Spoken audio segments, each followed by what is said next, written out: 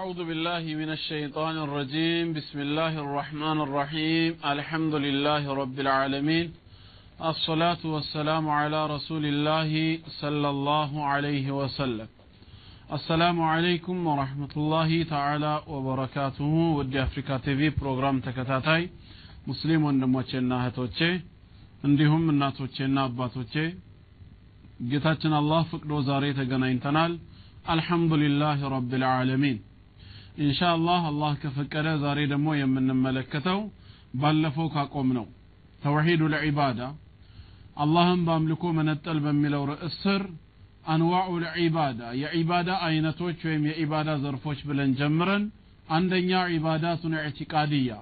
በእምነት የሚፈጸሙ የአምልኮ ዘርፎች እንዳሉ ተመልክተን ነበር ኢንሻአላህ ቀሪ ነጥቦችን ደግሞ ዛሬ አላህ በፈቀደው መልኩ እንመለከታቸዋለን ማለት ነው ሁለተኛ ዒባዳቱን ቀውልያ በልብ የሚፈጸሙ የዒባዳ ዘርፎች እንዳሉ ሁላ በምላስም በመናገርም የሚፈጸሙ የዒባዳ ዘርፎች አሉ እነሱንም ለናሙና እንመለከታቸዋለን አንደኛ አንኑጥቁ ቢሸሃደተይን ሸሃደተይንን መናገር በምላስ መግለጽ ከዒባዳ ዘርፎች ነው እንደውም የአንድ ሰው ሙስሊምነት የሚረጋገጠው በሸሃደተይን ነው ማንንም ሰው ወደ ዲን አልእስላም ለመግባት ቢፈልግ መጀመሪያ እስልምናው ተቀባይነት እንዲኖረው አሽሀዱ አን ላ ኢላሃ ኢላላህ ወአሽሀዱ አነ ሙሐመደን ረሱሉላህ ሰለላሁ ዐለይሂ ወሰለም ይህን ምስክርነት መናገር አለበት አሽሀዱ ማለት እመሰክራለሁ ማለት ነው በልቤ አምኜ ጉዳዩ እውነት መሆኑን አውቄ በመላሴ እመሰክራለሁ አላ የለም ብዬ ኢላሃ በእውነት ሊመለክ የሚገባው አምላክ የለም ብዬ መሰክራለሁ ኢላላህ ከአላህ በስተቀር ወአሽሀዱ አሁንም በልቤ አምኜ እውነት መሆኑን አውቄ መሰክራለሁ አነ ሙሐመደን ነብያችን ሙሐመድ ኢብኑ አብዱላህ ዐለይሂ ሰላቱ ወሰላም ረሱሉላህ የአላህ መልእክተኛ መሆናቸውን አምኜና አውቄ እመሰክራለሁ ብሎ አንድ ሰው ሊናገር ግድ ነው ሸሃደተይን ሸርጥ ነው ምናልባት አላህ የመናገሪያ አካሉን ወስዶበት የፈተነው ሰው ካልሆነ በቀር መናገር የማይችል ካልሆነ በቀር እንደዚህ አይነቱ ሰው ኢማኑን የሚያመላክት ነገር ብቻ በጥቆማ ከሰጠ በቂ ነው ላ ይከልፉ الله نفسا الا ما اتاها አላህ ነፍስን የሰጣትን እንጂ ሌላ ያስገድዳትምና ማለት ነው መናገር የሚችል አንደበት ግን ሸሃደተይንን መናገር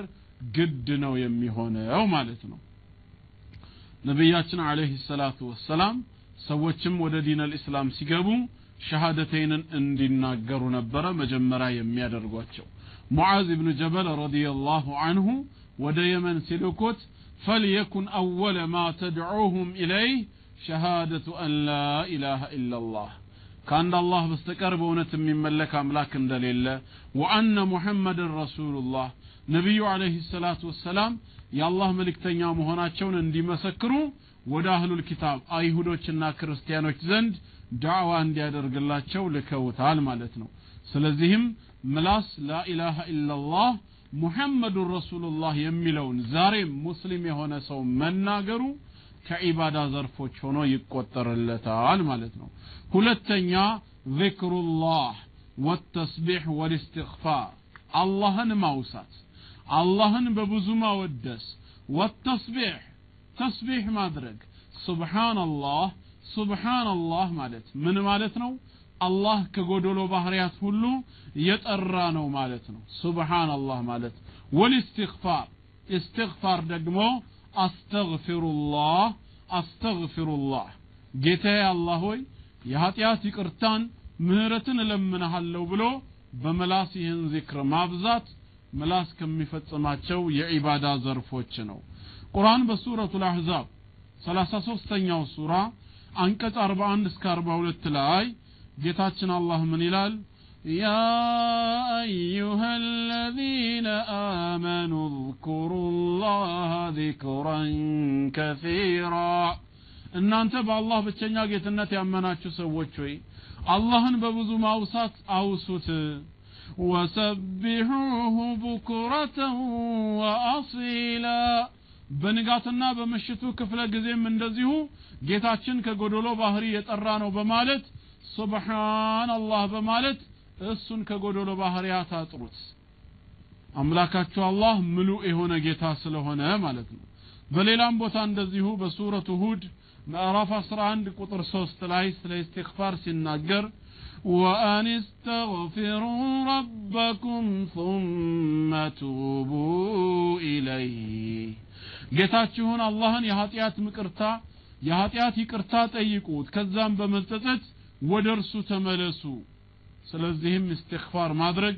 ሱብሃንአላህ ማለት አላህን በብዙ ማውሳት ምላስ ከሚፈጽሟቸው የዒባዳ ዘርፎች ይቆጠራሉ ማለት ነው በሱረቱ ነስር ቁጥር 3 ላይ እንደዚሁ ሱረቱ ነስር ቁጥር 3 ላይ فسبح بحمد ربك واستغفره إنه كان توابا فسبح بحمد ربك ጌታህን ከማመስገን ጋራ ከጎዶሎ ባህሪያት አጥራው ሱብሃንአላህ ይያልክ واستغفره እሱም እንደዚሁ ምህረትን ጠይቀው إنه كان توابا እርሱ ለባሮቹ ተጸጻችና ተመላሽ ለሆኑት ጌታችን አላህ ተመላሽ የሆነ ጌታ ነውና ማለት ነው ስለዚህም መላስ ይህንን ዒባዳ መፈጸም ይችላል ሶስተኛ አዱዓኡ ወልኢስቲጋሳ አላህን ብቻ መለመን ይድረስልኝን ጥሪ ለአላህ ብቻ ማቅረብ ኢስቲጋሳ መጀን የሚባለው እባክህ ድረስልኝ ተብሎ እርዳታ የሚጠየቀው አላህ ብቻ ነው ልመናም ለአላህ ነው ምክንያቱም የሚለመን አካል ምንጊዜም መስማት የሚችል ብቻ መሆን አለበት በየትኛውም ቦታና በየትኛውም ጊዜ ላይ የባሮቹን ጸሎትና የባሮቹን ልመና በተለያየ አይነት ቋንቋ በተለያየ አይነት ሐጃ ውስጥ ገብተው ሲለምኑት መስማትና መልስ መስጠት የሚችል የሆነ ኃይል ብቻ ሊለመን ይገባል እንደዚህ አይነት ባህሪያቶች ደግሞ ለአላህ እንጂ ሌላ ለማንም አይገቡም ነው የሞቱ አካላቶችም ይሁኑ በህይወት ያሉ ከኛ የራቁ አካሎች ልንጠራቸው አይገባም የሚጠራው አላህ ብቻ ነው በሱረቱ ፋጢር 35ኛው ሱራ ከአንቀጽ 13 እስከ 14 ጌታችን አላህ ምን ይለናል ذلكم الله ربكم ይሃችሁ ጌታችሁ አላህ ነው له الملك ንግስናም ለርሱ ብቻ ነው والذين تدعون من دونه ما يملكون من قطمير እነዚያ ከሱ ውጪ የምትጠሯቸው አካላቶች በተቀላላ የምትማጸኗቸው የምትለምኗቸው ሁሉ በቴምር ፍሬ ውስጥ ያለችዋን ልፋፊ እንኳን ለናንተ ምንም ማድረግ የማይችሉ ናቸው إن تدعوهم لا يسمعوا دعاءكم ብትጠሯቸው ጥሪያችሁን መስማት የማይችሉ ولو سمعوا ما استجابوا لكم بسمو ደግሞ ምላሽ እንኳን መስጠት የማይችሉ ናቸው ويوم القيامة يكفرون بشرككم ነገ يوم القيامة በሽርካችሁ ይክዳሉ አለ ويوم القيامة يكفرون بدعائكم አላለም ነገ يوم القيامة በልመናችሁ በጥሪያችሁ ይክዳሉ ሳይሆን بشرككم በማሻረካችሁ አለ ለምን لأن دعاء غير الله عز وجل شرك في الألوهية ከአላህ ውጭ ያለ አካልን መማፀን ከአላህ ውጭ ያለ አካልን መለመን በኡሉሂያ በጌታችን አምልኮ ላይ ጣልቃ ገብ የሆነ ሽርክ ስለሆነ ማለት ነው ስለዚህ ጌታችን አምላካችን አላህን ልንለምን እንጂ ከሱ ውጭ ያለ አካል ልንማፀን አይገባንም ولا ينبئك مثل خبير እንዳዋቂውና እንደረቂቁ አምላካችን አላህ አብራርቶ ሊነግርህ የሚችል ማንም የለም ነው የሚለው በሌላም ቦታ በሱረቱ ጋፊር ቁጥር 60 ላይ وقال ربكم ادعوني استجب لكم ጌታችሁም አለ እኔን ለምኑኝ ጥሩኝ እሽላችኋለሁ ان الذين يستكبرون عن عبادتي እነዚያ እኔን ከማምለክ እኔን ከመለመን የሚኮሩ አለ ጥሩኝ ለምኑኝ አለና إن الذين يستكبرون عن دعائي على لم أنا عبادتي على لمن لأن دعاء الله عز وجل هو العبادة نبياتنا صلى الله عليه وسلم الدعاء هو العبادة اندالوت دعاء عبادة نونا أنين كمجزات كما لمن يمكوروا سوج سيدخلون جهنم داخرين جهنم ساتن تواراجوچونو بافنጫቸው የተተከሉ ሆነው ይገባታል ይላል ስለዚህም ሊለመን የሚገባው ጌታ አላህ ነው ጌታችን ለኛ ቅርብ ነው ሱረቱል በቀራ ላይ ስለራሱ እንደነገረን وإذا سألك عبادي عني فإني قريب ባሪያዬ ስለኔ በጠየቀህ ጊዜ እኔ ቅርብ መሆኔን ንገርልኝ أجيب دعوة الداعي إذا دعان የለማኝን ልመና በጠራኝ በለመነኝ ጊዜ እቀበላለሁ እሺ እላለሁ ግን እሺ እንድላችሁ እናንተም فليستجيبوا لي وليؤمنوا بي لعلهم يرشدون እነሱም እኔ ለመላቸው ነገሮች እሺ ይበሉኝ በኔ ብቸኛ ጌትነት ይመኑብኝ ቅኑን ጎዳናና መንገድ ይመሩ ዘንዳ ይላል አምላካችን አላህ ስለዚህም ከአላህ ውጪ ማንንም ልንለምን አይገባንም ቀናትን ከፋፍለን ለሞቱ አካላቶች ሰተን እከሌ ድረስልን እከሌ ይህንን አድርግልን ባንተ መጀን ይሁን የሚባል ነገር የለም ማለት ነው ሊለመን የሚገባው አንድ አላህ ብቻ ነው አራተኛ አልሐልፉ ቢላህ መማልም እንደዚሁ ዒባዳ ነው ምላስ ከሚፈጽማቸው የዒባዳ ተግባራቶች ነው ሙስሊም ከማለ መማል ካለበት ነው እሱም ካልሆነ አላህ واحفظوا ايمانكم መሐላዎቻችሁን ጠብቁ እንዳለው ዝም ብለን አንምልም መማል ግን ካለብህ መማል የሚገባህ ከሆነ እምትምለው በአላህ ስም ብቻ ነው ከጌታችን ስም ውጪ ሌላ በማንም አይማልም ነብያችን አለይሂ ሰላቱ ወሰለም من كان حالفا فليحلف بالله መማል ካለበት አንድ ሰው የሚምል ከሆነ በአላህ ስም ይማል አው ሊስሙት ወይ ዝም ይበል ነው የተባለው والله بالله تالله ورب الكعبة እያልክ መማል ትችላለህ ምክንያቱም የካዕባ ጌታ አላህ ነው የሁሉ ነገር ጌታ ስለሆነ ማለት ነው والله بالله تالله ብለህ በጌታ ስም ልትምል ትችላለህ ከጌታችን ስም ውጪ ግን በማንም አንምልም ነብያችን አለይሂ ሰላቱ ወሰለም من حلف بغير الله ብለዋል ከአላህ ውጪ ባለ ነገር የማለ ሰው فقد اشرك በርግጥም በአላህ ላይ አጋርቷል በማለት ኢማሙ ትርሚዚ ኢብኑ ማጃና አህመድ እንዲሁም ነሳኢ ወዳሪሚ ሱነናቸው ላይ እንደዘገቡት በግልጽ የአላህ መልእክተኛ ሽርክ ነው ብለው ነግረውናል እና ሙስሊም ከአላህ ስም ውጪ ሊምል አይገባው እናቴ ትሙት አባቴ ይሙት የሚባል ነገር የለም አይኔን ግንባር ያርገው የመሳሰለ ወይ አንዳንድ ጊዜ ከጓደኛህ ጋር ያወራ ጉዳዩ እኮ እንደዚህ ነው ስትለው እውነት ነው እስኪንካ ይልሃል አንተም ታመጣና ቸብ ታረጋዋለህ መሐላ ይመስላል እንደዚህ አይነት መሐላ የለም ምን ማለት ነው ይሄ አንዳንዶች ሲናገሩ መቼም በኔጅ በልተሃል ጠጥተሃል ስለዚህ ልትዋሸኝ አትችልምና እስኪ ጄን ምታ ነው የሚሉ አይሆንም መማል ግድ ከሆነ በአላህ ስም እንጂ በሌላ በማንም አይማልም ኢንሻአላህ ካፍታ ቆይታ በኋላ ተመለሰን እናያለን ሁላችሁም ባላችሁበት ቦታ ሆናችሁ ጠብቁኝ ኢንሻአላህ ኢላላህ ላ ኢላሃ ኢላላህ ማ ለና ረቡን ሲዋ ማ ለና ረቡን ሲዋ ኢንሻአላህ እንግዲህ ያው አሁን ስናይ የነበረው መሐላን በተመለከተ ነውና ሙስሊም የሆነ ሰው በአላህ ስም ነው እንጂ የሚምለው ከዛ ውጪ ሌላ ነገር ሊምል አይችልም ከዛ ውጪ ከአላህ ስም ውጪ ባለ ነገር መማል አይጠበቅበትም ይሄ በተለይ በጣም የተለመዱ ነገሮች እናቴ ትሙት አባቴ ይሙት ካንተ ይነጠለኝ አይነን ግንባር ያርገው እጅ መምታት የመሳሰሉ ነገሮች የሙስሊም ባህል ስላልሆኑ ሁላችንም ለናስወግዳቸው ይገባል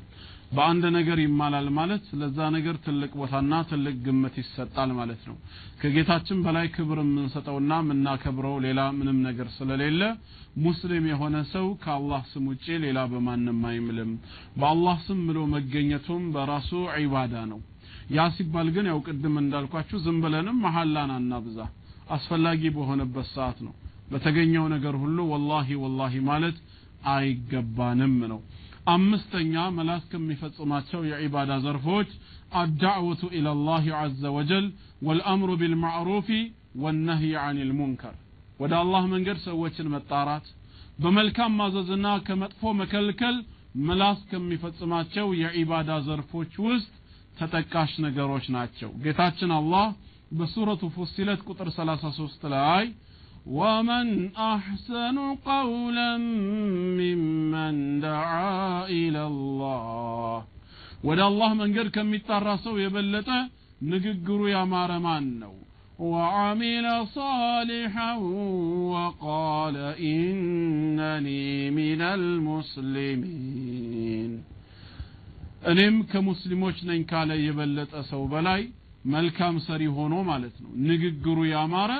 ማን ነው ይላል ስለዚህም ወደ አላህ መንገድ መጣራት ከደረጃዎች ሁሉ ከፍተኛውን ደረጃ የሚያሰጥ ነው ወደ አላህ መንገድ ለንጣራ ይገባናል ማለት ነው በሌላም ቦታ በሱረቱ ዩሱፍ ቁጥር 108 ላይ ቁል هذه سبيلي ይህች ቀጥተኛ መንገዴ ስትሆን አድዑ إلى الله على بصيرة በግልጽ መንገድና ማስረጃ ላይ ሆኜ ሰዎችን ወደ አላህ መንገድ እጣራለሁ በላቸው አና ወማን ተበዓኒ እኔም የተከተሉኝም እንደዚሁ ወደ አላህ መንገድ እንጣራለን ወሱብሃንአላሂ ወማ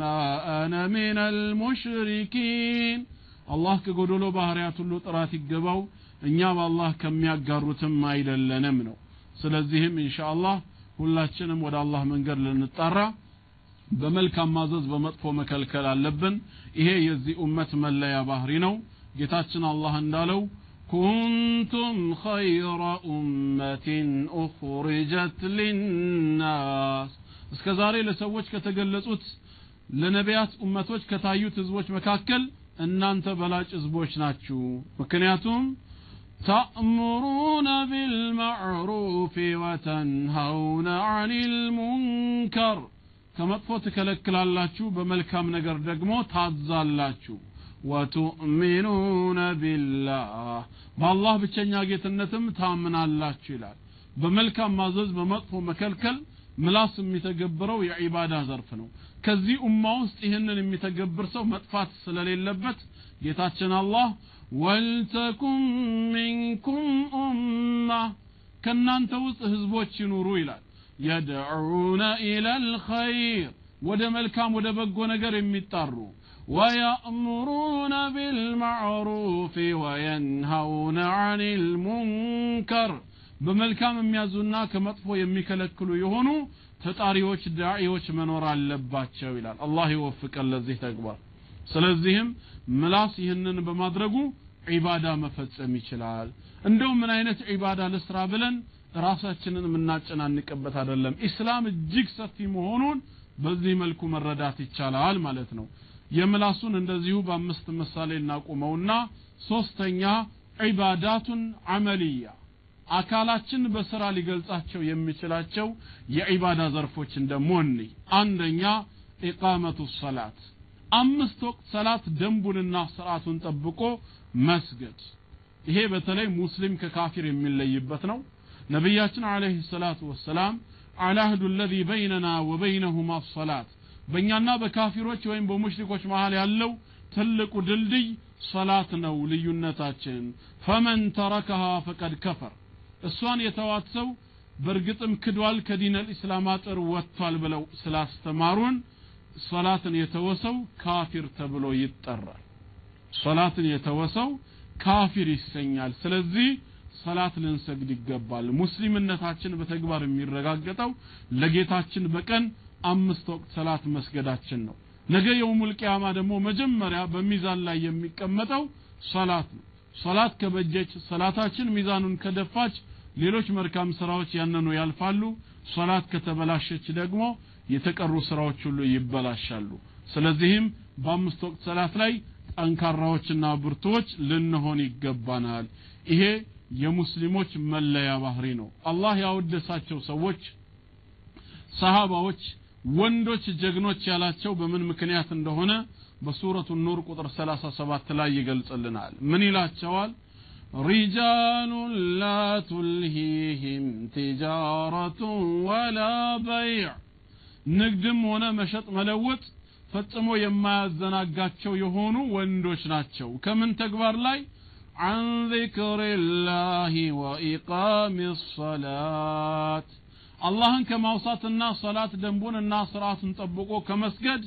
ንግድ መሸጥ መለወጥ ፈጽሞ የማያዘናጋቸው የሆኑ ወንዶች ናቸው ስለዚህ የሚሰራው ስራ ንግድ እንኳን ከሰላታችን ሊያዘናጋን እንደማይገባ አምላካችን አላህ ያዘናል ማለት ነው እንደዚሁም በሱረቱ ጣሃ ቁጥር 132 ላይ وأمر أهلك بالصلاة واصطبر عليها ለነብያችን አለይሂ ሰላቱ ወሰለም ቤተሰቦችህን በሶላት ተዘዛቸው በርሱም ላይ ታገሱ ጽኑ لا نسألك رزقا نحن نرزقك ሲሳይን አንጠይቅህም እኛው እንሰጥሃለን እንለግስሃለን والعاقبة للتقوى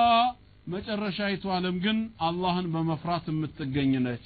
አላህን ለሚፈሩ የታደለች ነች በማለት ሶላት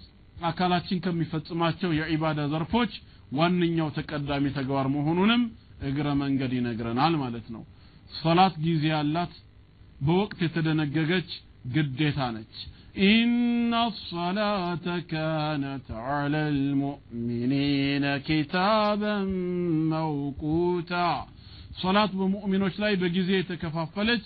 በግዴታ የተደነገገች ዒባዳ ነች ተብሏል ሁለተኛ ኢታኡ ዘካት ዘካን ወይም ምጽዋትን ለሚገባው አካል በአግባቡ መስጠት ከሀብታሞች ተይዛ ለድሆች የምትሰጥ ሐቃቸው ነች በየአመቱ ይመጣል አመት ከዞረው ትርፍ ንብረታችን ላይ 1/40ኛውን ማለት ነው 1/40ኛውን ለሚገባቸው አካላቶች የምንሰጠው ግዴታችን ዘካ ነው ይህንንም ዘካ ማውጣት ሰውነታችን ከሚፈጽመው የዒባዳ ዘርፍ ነው خذ من أموالهم صدقة ከገንዘባቸው صدقان ወይም ዘካን ተቀበል ያዝ تطهرهم وتزكيهم ከወንጀላቸው ታጸዳቸዋለች እንደዚሁም ደግሞ በአኺራም ሆነ በዱንያ ያላቸውን መልካም ነገር ከፍ ያደርግላቸዋል ያነባብርላቸዋል ስለዚህም ከገንዘባቸው صدقان ያዝ በማለት አምላካችን አላህ ነብያችን አለይሂ ሰላቱ ወሰላምን አዟቸዋል ማለት ነው ሶስተኛ ጾም ረመዳን የረመዳን ወር መጾም ጾም ረመዳን የረመዳንን ወር መጾም ሌላው አካል ከሚፈጽመው የዒባዳ ተግባር ነው በአመት አንድ ጊዜ የሚመጣ ነው አላህ ያድርሰን ዘጠነኛውን ወር ወይም ደግሞ ሸህሩ ረመዳን ወሩን ሙሉ መጾም ትልቁ ዒባዳ ነው አላህ يا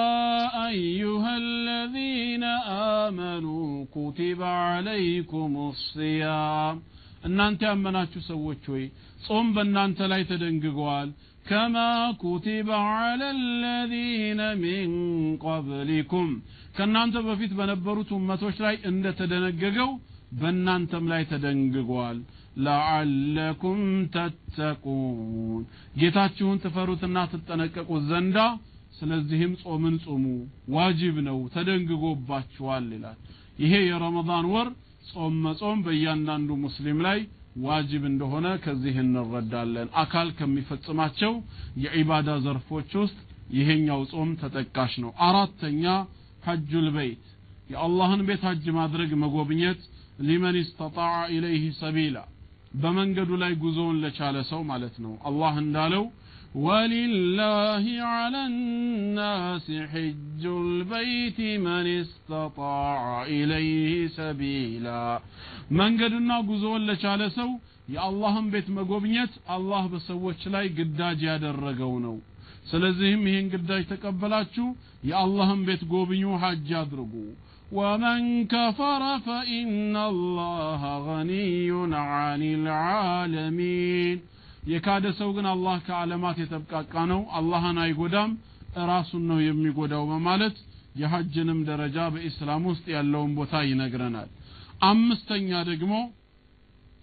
الجهاد في سبيل الله በአላህ መንገድ ጠላትን መታገል ሐቅን ለማንገስ ሐሰትን ለማርከስ በአላህ መንገድ የሚደረገው ትግል አካል ከሚፈጽማቸው የዒባዳ ዘርፎች ነው በሱረቱ ሰፍ ከቁጥር 10 እስከ 11 እንደተገለጸው ያ አዩሀል ለዚነ አመኑ እናንተ በአላህ ያመናችሁ ምእመናን ባሮች ሆይ هل أدلكم على تجارة تنجيكم من عذاب أليم أصابمامي كهونو قطعت ليادناتشو لياترفاتشو يميشل يهونن نقد لاملاكتاتشو ليلا ترفاما نقد الله كأصابمامي قطعت كجهنم مسات ميطبق السم تؤمنون بالله ورسوله بالله بملكتنياو تامنالاتشو بالله بتشنيا ጌትነት ነብዩ መሐመድ አለይሂ ሰላቱ ወሰለም ከአላህ ዘንድ የተላኩ መልእክተኛው መሆናቸውን አምናችሁ ትቀበላላችሁ ከዛም ወቱጃሂዱነ ፊ ሰቢልላሂ ቢአምዋሊኩም ወአንፉሲኩም በአላህ መንገድ በነፍሶቻችሁና በገንዘቦቻችሁ ትታገላላችሁ ذلكم خير لكم إن كنتم تعلمون يمتاوقو كهونه ይሄ ለናንተ በላጭ የሆነ ነው ይላል ጌታችን አላህ እዚህ ጋም ለናሙና የተቀስናቸው አምስት ነገሮች አካል ከሚፈጽማቸው የዒባዳ ዘርፎች ውስጥ ናቸው አላኩል ሊሃል የዒባዳ ዘርፎች እጅግ በጣም ብዙ ናቸው በዲን አልእስላም ማንኛውም አላህ የወደደውና የሚፈልገው ነገር ፈጽሞ መገኘት አላህ ከሚጠላው ነገር በተቀላላ መራቅ በራሱ ዒባዳ ነው ትክክለኛውን ዒባዳ በአግባቡ ከሚሰሩ ባሮቹ አላህ ያደርገን ኢንሻአላህ በቀጣዩ ፕሮግራማችን አላህ ፍቃዱ ከሆነ የዚህ የዒባዳ ተጻራሪ የሆነውን ተግባር የሽርክን ምንነት እንመለከታለን ለዛሬ እዚህ ላይ ይብቃን والسلام عليكم ورحمة الله تعالى وبركاته لا إله إلا الله لا